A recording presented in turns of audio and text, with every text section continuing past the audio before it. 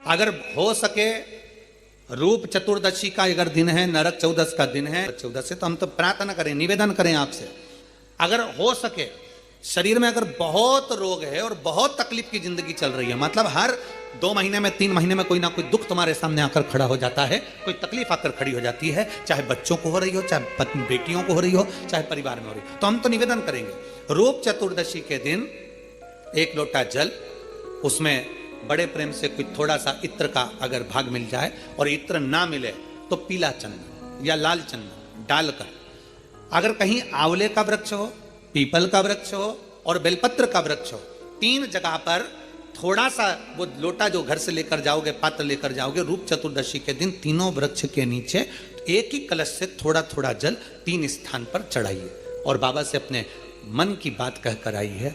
आप खुद देखोगे कि 3 महीने में मेरा कुबेर भंडारी आपके दुखों को हरेगा। परंतु ये उपाय केवल एक रूप चतुर्दशी के दिन ही होगा, केवल रूप चतुर्दशी के दिन। कई लोग इसको दीपावली के दिन भी करते हैं, कई लोग इसको धनतेरस के दिन भी करते हैं, पर यह उपाय रूप चतुर्दशी के दिन करेंगे तो उसका फल चौगुना मिलेगा, चौगुना। रात्रि के दिन मेरे मंदिर में दिया लगाएगा या बेलपत्री के पेड़ के नीचे जो दीप प्रज्वलित करेगा, उसके घर में लक्ष्मी सदा के लिए विराजमान रहेगी। शंकर का अनुमोदन है, शंकर के शब्द है। अंदर रूप चौदस की जो पूजन का विधान है, आपको धनतेरस की पूजन का जो विधान बताया था, धनतेरस की पूजन का जैसा विधान था, पहुंचकर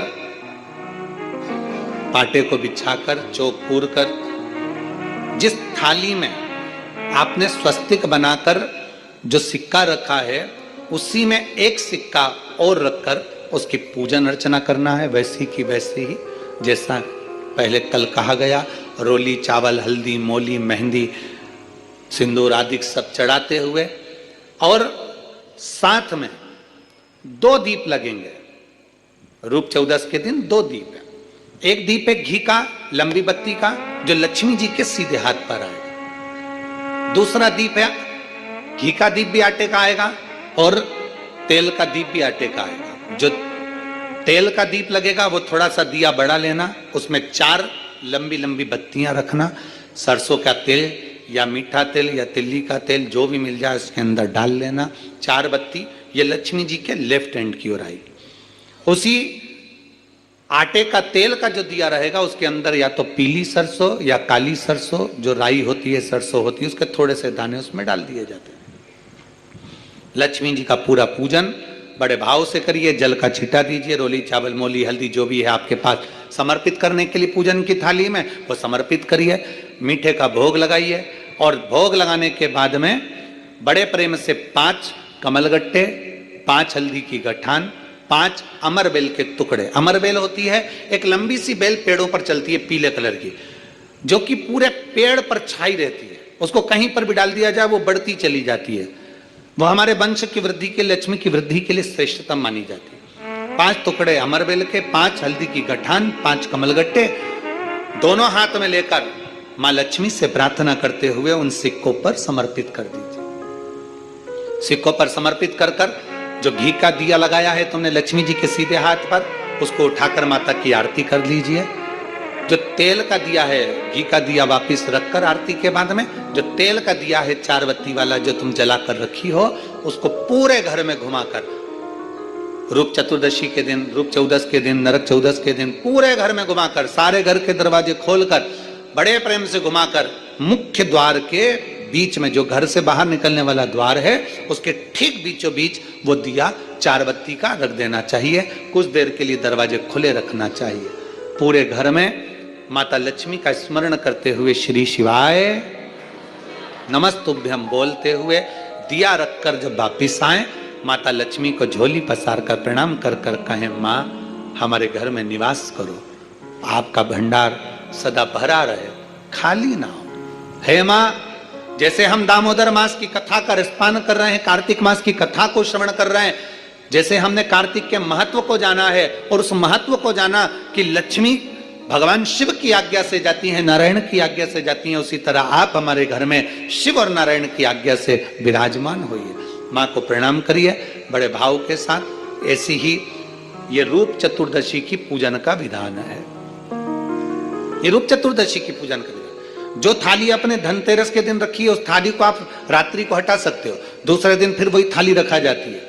तीसरे दिन दीपावली का जो पर्व होगा, कल की कथा में आपको 2 बजे से 5 बजे तक जो कथा होगी कल की, आज की कथा तो 9 बजे से 10 बजे तक है, पर कल की कथा 2 बजे से 5 बजे तक होगी। 2 से 5 इसलिए रखी है क्योंकि उसमें 3 दिन की पूजन का विधान बताना है, एक दीपावली का, फिर पड़वा का, फिर दूज का। तो बड़े प्रेम से उस कथा को, कल की कथा को अपन 2 बजे से 5 बजे तक श्रवण करेंगे।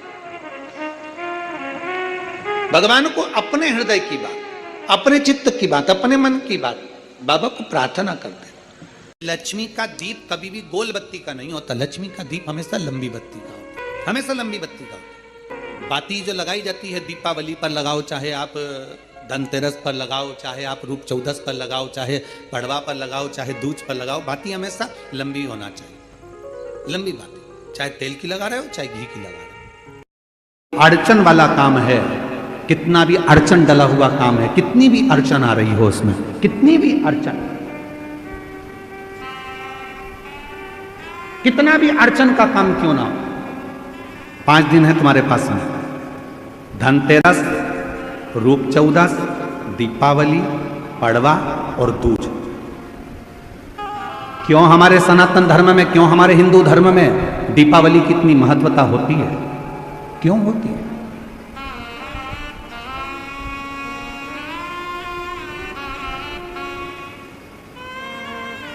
सारी सिद्धियां इन 5 दिन में व्यक्ति अगर कर लेता है तो वो उसके जीवन में बहुत कुछ फल प्राप्त हो जाता है।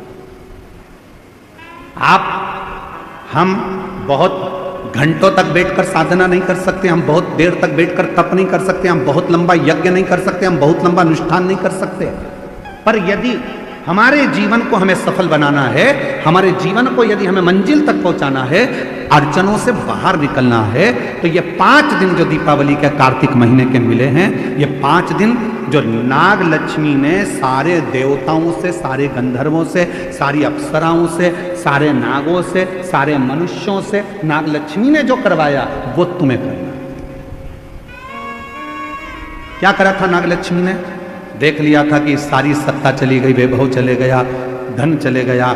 जब बहुत अड़चन आकर खड़ी हो गई, असुरों ने आक्रमण कर कर सब कुछ ले लिया, कहीं राह नहीं मिल रही थी, तो नाग लक्ष्मी ने कहा कि तप करने में बहुत समय हो जाएगा, साधना करने में बहुत समय हो जाएगा, यज्ञ करने में बहुत समय हो जाएगा, तो एक काम करो, शिव को अति प्रिय है बेलपत्र, एक बेलपत्र ले जाओ, शिव जी के शिवालय पर चढ़ाना प्रारंभ करो। शिवालय कहाँ ढूंढे? तो नागों ने नागलोक में जो नागेश्वर थे उन पर चढ़ाए,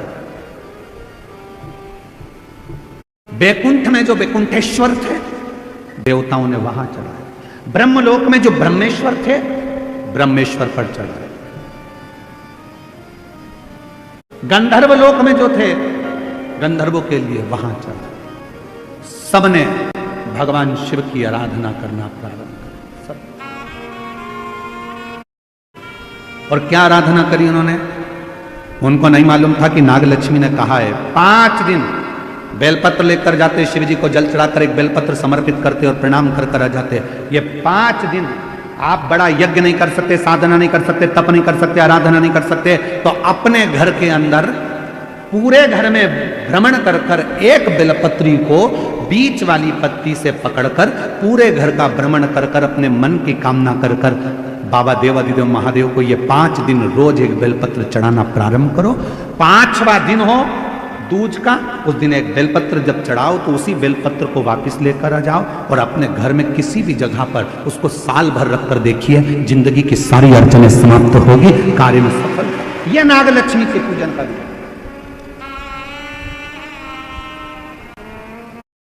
सारी समस्या का हल एक लोटा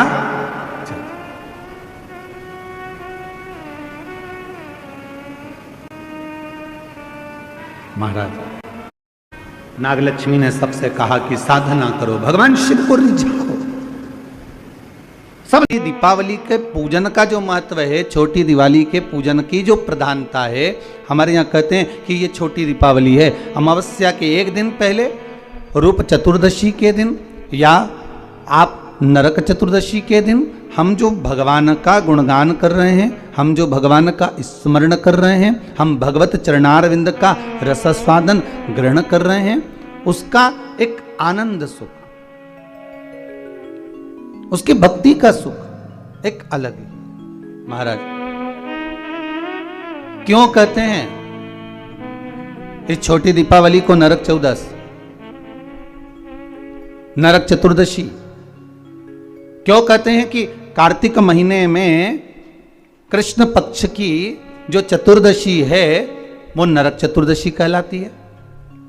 उसका कारण क्या है? हम सब तो हमेशा सुनते रहे कि ये नरक चतुर्दशी है, घर के बच्चे भी हमसे पूछेंगे माँ नरक चतुर्दशी का मतलब क्या है? तो एक भाषा में तो अभी आशीष जी ने कहा कि नरकासुर का संहार किया भगवान ने, इसलिए नरक चतुर्दशी का वर्णन आ गया।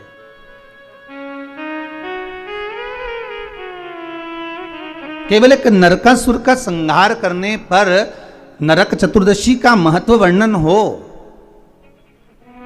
पर हमारे शास्त्र, हमारे वेद, हमारे पुराण हमें जो वर्णन करते हैं महाराज, एक सुंदर नगरी में रांतिदेव नामक का एक राजा निवास कर रहा है। बड़ा सुंदर भाव है महाराज उस रांतिदेव।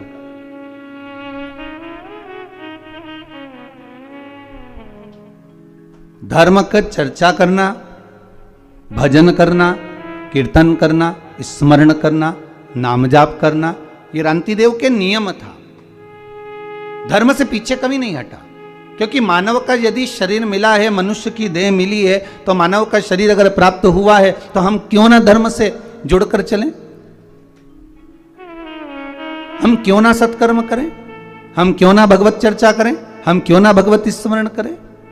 अगर मानव का शरीर मिला है तो बड़ी मुश्किल से प्राप्त होता है महाराज। 84 लाख योनियों में केवल एक मानव का शरीर ही है जिसके माध्यम से हम पूर्व के कर्म का भोग लेते हैं और भगवान का भजन कर कर उस कर्म को हम काट भी लेते हैं। केवल एक मानव का शरीर, केवल एक मनुष्य की देह। आस्था चैनल के माध्यम से जितने श्रोता भाई बहन कथा को श्रवण कर रहे हैं, आस्था चैनल के माध्यम से जितने भाई बहन कथा श्रवण कर रहे हैं, सुन रहे हैं, या फेसबुक यूट्यूब पर इस कथा का रसास्वादन आप ग्रहण कर रहे हैं, तो उसका महत्व समझे कि मानव का जो शरीर मिला बड़ा मुश्किल से मिला है। 84 लाख योनियां महाराज, पत्नी हर योनि में प्राप्त होगी। आप जो बनकर जन्मेंगे वो उस समय पर पत्नी भी मिलेगी। आप जिस योनि में प्राप्त होंगे उस योनि में आपके बच्चे भी होंगे। हर योनि में कुटुंब भी होता है, कबीला भी होता है, पत्नी भी होती है, पति भी होता है, बच्चे भी होते हैं। हर योनि में आपको सब कुछ मिलेगा।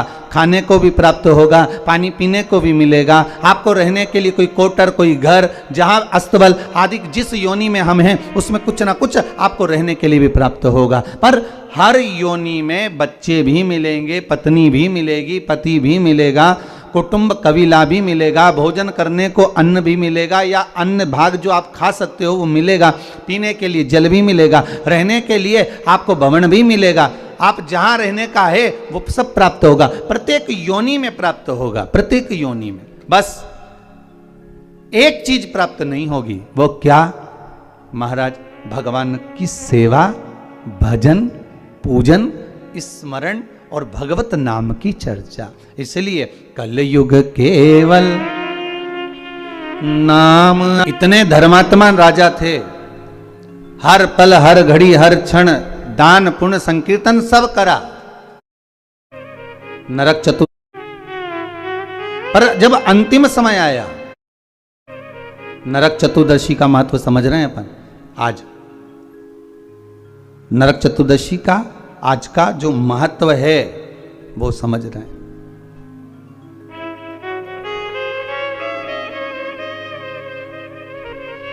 क्या महत्व है नरक चतुर्दशी का? कृष्ण पक्ष की कार्तिक महीने की इस चतुर्दशी का, रूप चतुर्दशी का, नरक चतुर्दशी का क्या महत्व है उसको समझना, उसके पूजन का क्या विधान है। छोटी दीपावली क्यों कहते हैं? क्यों दिए लगाए जाते हैं? उसके महत्व को समझिए।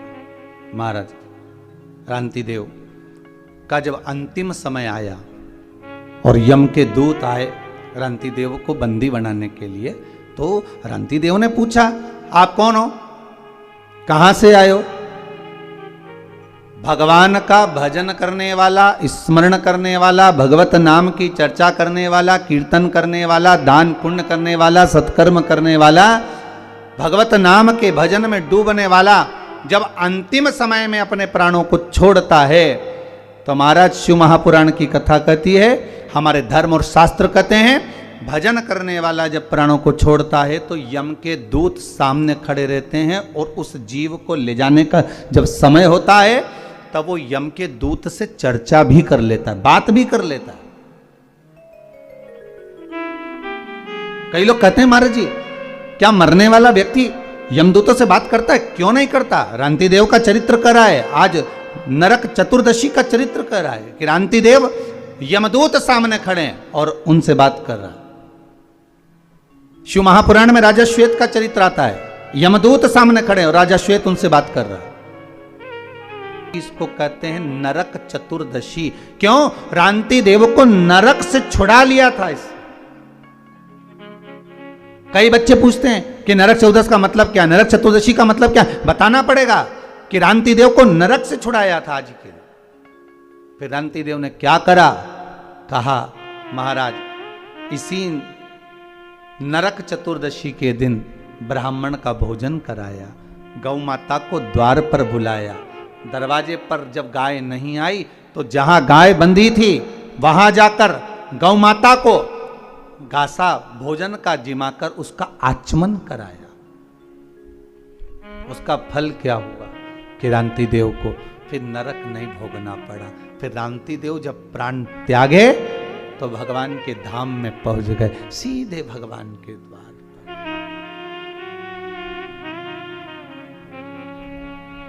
सीधे भगवान के द्वार। और महाराज जब जीवन में परख हो जाए, जीवन में अगर परख हो जाए तो जीवन का सुख ही दूसरा है। इसलिए कहते हैं ना महाराज, ऐसो कोई नहीं रे या हीरा को परखइयो राम कोई। आपको मालूम है शिव जी के मंदिर में दीप क्यों लगाया जाता है? शंकर जी के मंदिर में दीप क्यों लगाया जाता है? दिया क्यों जलाता है? किस लिए जलाता? मंदिर में अंधेरा है, प्रकाश करने के लिए दीप जलाते हैं क्या? मंदिर में तुम्हारे दीपक की जरूरत है भगवान को क्या इसलिए दीप जलाते हैं?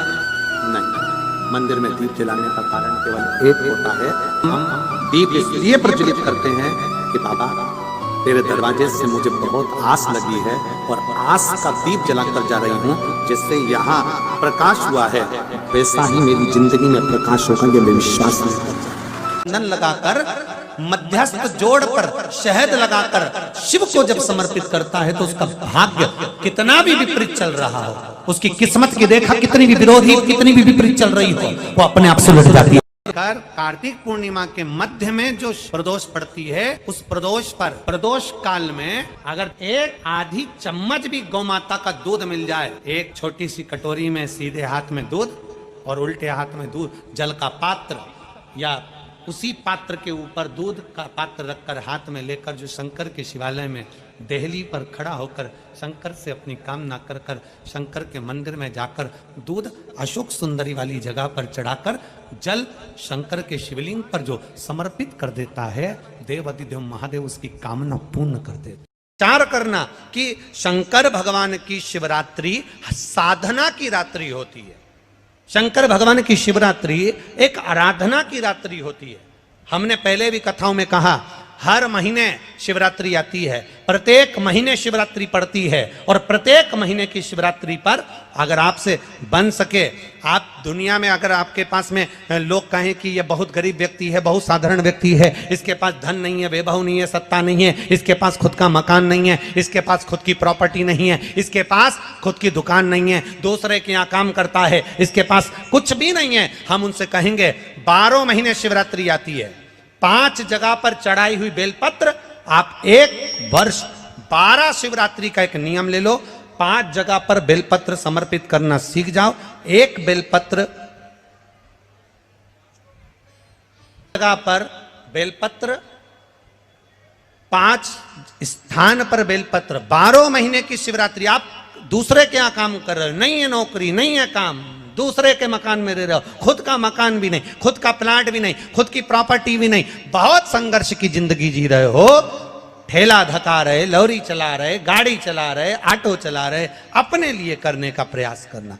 घर में जितने सदस्य हैं, 12 महीने शिवरात्रि आती है, एक बेलपत्र अशोक सुंदरी वाली जगह पर, डंडी का मुंह नीचे की ओर।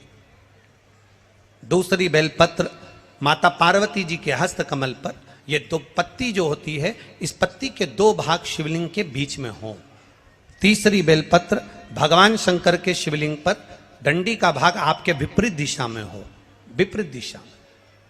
चौथी बेलपत्र भगवान शंकर का जहां से जल बहकर जाता है, जमीन पर जो जल बहता है, जमीन पे से जो जल बहकर जाता है, चौथी बेलपत्र उस जमीन के जल पर जहां से वो पानी बहकर जा रहा है, पूरे शिवलिंग को छोड़कर जहां से पानी जमीन पर बहकर जा रहा है, उस स्थान पर। और 5वीं बेलपत्र नंदी का जो पांव ऊपर उठा हुआ है, उस पांव के पास में 5वीं बेलपत्र समर्पित करना। एक शिवरात्रि से लेकर 12 शिवरात्रि जो 1 वर्ष तक कर लेता है, 1 वर्ष अपनी कड़ी मेहनत के साथ में मेहनत पूरी करना। और ये 5 बेलपत्र हर महीने जो शिवरात्रि आती है, उस पर समर्पित करना प्रारंभ कर दीजिए और मेहनत करना प्रारंभ कर दीजिए। आपको आपके कर्म का फल मिलेगा। साल भर के अंदर आप अच्छे बनकर बैठ सकते।